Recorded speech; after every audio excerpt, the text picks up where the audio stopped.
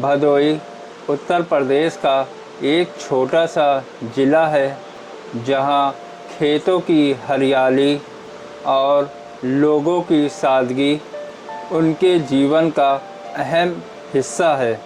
यहीं एक गांव में रहती थी गुड़िया। उसकी उम्र लगभग 19 वर्ष थी, मगर जीवन के जिम्मेदारी से अच्छी तरह वाकिफ़ थी। उसकी शादी कुछ ही महीने पहले राजू से हुई थी।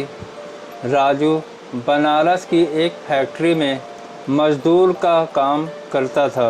उन दोनों की बहुत साधारण सी ज़िंदगी थी। एक कमरा, कुछ बर्तन, एक खाट और मन में बहुत सारा सपना था। हेलो, नमस्कार, अस्सलाम वालेकुम। मैं शोएब अहमद। आज हम आए हैं एक सच्ची और नई घटना के साथ। एक दिन राजू से एक आदमी मिला। उसका नाम सरफराज था। उसने खुद को ठेकेदार बताया जो मज़दूरों को दिल्ली, मुंबई जैसे बड़े शहरों में काम दिलवाने का काम करता था। एक दिन सरफराज ने राजू से कहा, भैया, दिल्ली में तुम्हारे जैसे मेहनती लोगों की बहुत ज़रूरत है। मैं रहूँगा तुम्हारे साथ, एकदम अपने आदमी की तरह देखूँगा। सरफराज की बातें सुनकर राजू को लगा शायद अब उसकी ज़िंदगी बदल सकती है। गुड़िया भी मन ही मन खुश थी। शायद अब उन्हें एक बड़ा घर मिलेगा। शायद अब उनकी रोज़ की चिंता खत्म हो जाएगी। यह सोचकर दोनों लोग पति पत्नी दिल्ली के लिए रवाना हुए। 1 जुलाई सुबह की ट्रेन से दोनों पति पत्नी दिल्ली पहुँचे। नई दिल्ली रेलवे स्टेशन पर सरफराज उनका इंतज़ार कर रहा था। दोनों के आने से सरफराज बहुत खुश था। सरफराज ने पति पत्नी दोनों को पहाड़गंज के एक छोटे से होटल में ठहराया और बोला, आज रात यहीं रुकिए, कल सुबह काम पर ले चलेंगे। पहली रात तो ठीक गुजरी, मगर असली तूफ़ान तो कल सुबह आया। सुबह सरफराज ने राजू से कहा, भाई, आप बनारस वापस लौट जाएं। गुड़िया के कुछ कागज़ अधूरे हैं जिनको आपको बनवा कर लेकर वापस दिल्ली आना है। 1-2 दिन में मैं आपको भी वापस बुला लूँगा और काम पर लगा दूँगा। राजू ने सरफराज पर भरोसा किया और भारी मन से गुड़िया को होटल में छोड़कर चला गया। राजू के जाते ही सरफराज का असली चेहरा सामने आया। उसने गुड़िया से कहा, तू अब कहीं नहीं जा सकती। तेरे पति को कुछ हो गया तो तू क्या करेगी? गुड़िया हक्का बक्का रह गई। वह कुछ समझ नहीं पाई थी कि यह सब क्या हो रहा है।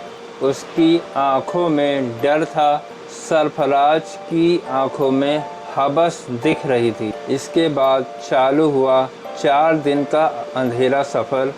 सरफराज एक होटल से दूसरे होटल ले जाता रहा, कभी ऑटो में तो कभी पैदल, और हर जगह उसे कमरे में बंद कर देता। रात होते ही वह शैतान बन जाता। गुड़िया रोती रही, मगर हर बार यही जवाब मिलता, ज़्यादा बोलेगी तो तेरा राजू कभी ज़िंदा वापस नहीं आ पाएगा। हर सुबह उसे किसी और होटल खींच ले जाता।